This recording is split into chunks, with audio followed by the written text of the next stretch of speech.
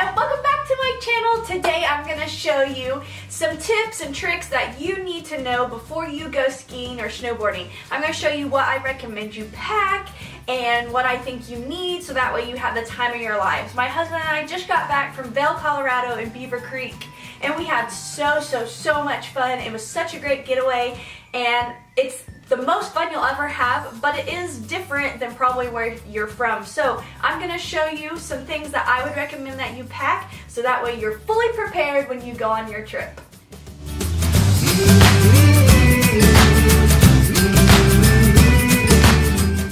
So the first thing we're going to do is start with beauty. I know you want to take selfies, and I know it's going to be like the perfect and prettiest pictures. We had some great pictures and I loved them, but there are some things that I would say are necessities for your beauty whenever you go to the mountains. First of all, the altitude could cause your products to explode, so make sure you bring a makeup bag or a plastic bag or something that will keep it from getting all over your clothes. The next thing I recommend is moisturizer with SPF in it. You actually can get sunburnt on the mountains even though it's really cold because the sun reflects off of the snow, and it actually can give you a sunburn quicker than just being outside on a hot day. So I definitely recommend some facial moisturizer with SPF. The next thing I recommend is dry shampoo. Now, if you're like me and you're in the mountains and you're cold, you don't want to wash your hair every single time, and dry shampoo is a lifesaver because if you're on the mountains all day, your hair might get wet if it snows or if you fall down or anything like that. Just the moisture in the air on the mountains would cause your hair to get a little damp. But if you want to go out at night or something like that, I highly recommend you bring dry shampoo so you can just spray it in your hair, give it a little toss, and you're ready to go. Another thing I recommend, which I forgot when I went, was waterproof mascara. I'm so sad that I forgot it, but your goggles, if you wear goggles or glasses or even the snow hits your eyes, it's going to cause them to water and it can cause your mascara to run. So I definitely recommend you bringing waterproof mascara. Now let's move on to what you should wear on your head. Now, I like beanies, so I brought this cute beanie from TJ Maxx, which was in my last haul if you didn't get to see it, or these little ear warmers. This is actually what I wear on the mountain because I have lots of hair and my head stays warm because of my hair. But one or the other is definitely a necessity for when you're up on the mountain.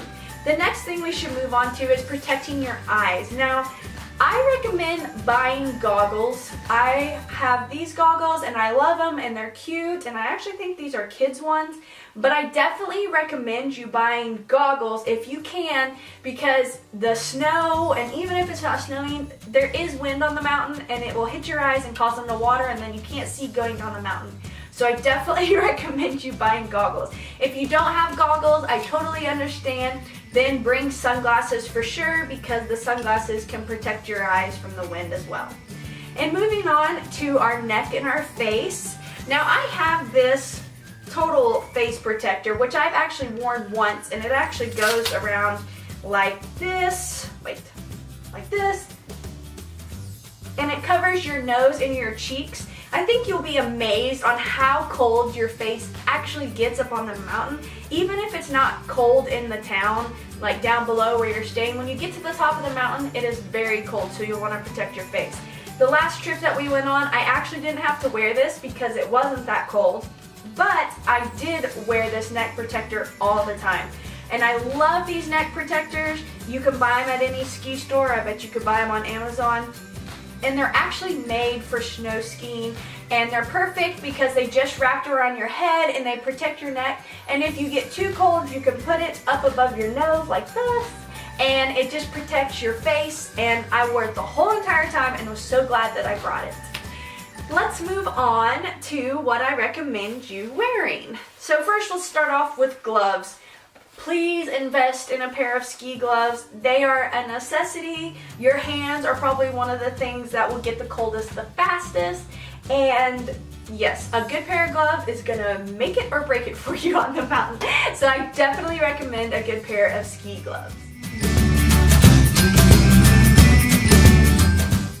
Now, another thing I recommend is a pair of snow boots. These are actually Uggs, and I love these, and I Scotch guarded them so they protect them from the water.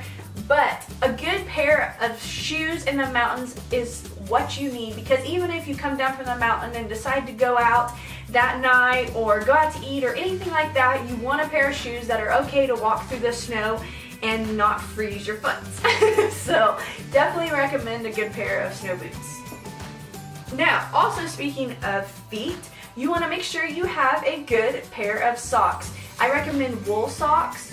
They are definitely going to keep you warm and they will allow you to have fun, and these are a lifesaver. My feet and my hands are the only thing that really got cold, and I'm super glad that I had a good pair of socks. Now moving on to like the rest of your body. Long underwear. These are very, very important, and this is the Duofold. This is the brand I highly recommend you buying. Duofold is so warm. They may not be the most stylish, but they're under your clothes and no one sees them anyways. But Duofold is the perfect, it just traps in all the heat, and I love these long underwear. They're just plain navy blue, and so yeah, check out the Duofold brand. They'll keep you the warmest. They're by far the best ones that I have found. And then moving on to like your snow outfit. Now, I live in Oklahoma, so as far as ski resorts, there's not a lot of them there, but I actually found an Oakley outlet in Oklahoma City, and they had ski clothes on sale on the off season. So it does pay to look in the off season to see if there are ski clothes, which the off season would be like, oh, right before winter. Look up, you'll know when the off season is there. Usually summer they don't have them, but I found mine like right before spring break because they knew everybody was going to go skiing on spring break. But these are the Oakley brand, and I've really, really loved these ski pants, and they're so cute and they're so warm. And the reason why I recommend ski pants is because when you fall down, or even if you don't fall down, but if it's snowing or you get on the lift, you're gonna get wet. And so if you wear just regular clothes, you're gonna be soaking wet and you're gonna get colder a lot faster. Then I also got this super cute jacket to match. It is also Oakley, and I love it. It's so cute and perfect, and it's really warm too, and it's a regular fit Oakley jacket. But I definitely recommend you purchasing a nice jacket too. You'll be very glad that you did that. And then another tip I have is, even though you're wearing regular clothes underneath, I highly recommend that you bring a sweatshirt or something to put under your jacket, because you can always take layers off, but you can never put more layers on when you're on top of the mountain. So you definitely want to make sure you have plenty of layers. I wore long underwears, jeans, a shirt, the long underwear shirt, a sweatshirt, and my coat and my ski pants, and was really, really glad I did because I didn't get cold and it was perfect. And then the last thing that I recommend is bringing some sort of backpack or some purse that's easy to carry. I hauled this in my last shopping haul, and I love this purse. The reason why I recommend you bring a backpack purse is because when you are shopping or going out to eat or anything, it is cold in the mountains and your hands will get cold, and the last thing you want to do is like have to hold a bunch of things with your hands. So yeah, if you throw it on your back, it's just perfect and easy to use, and I highly recommend you getting a backpack purse. And then the final thing that I'm going to show you is an OtterBox. Now, I got a new iPhone 7 Plus, and I wanted to take pictures on the mountain, but if you do fall, or if somebody runs into you or something like that, your chances of breaking your phone are pretty high. So I definitely recommend on buying an OtterBox, and I recommend buying the Defender case because it has a hard front and it's protected all the way around. So yeah, that is a little bit of my tips and tricks on packing for going skiing, and I hope you enjoyed this video. I hope you have a great day, and if you go skiing, I would love to see pictures. It's so much fun. I highly recommend you going.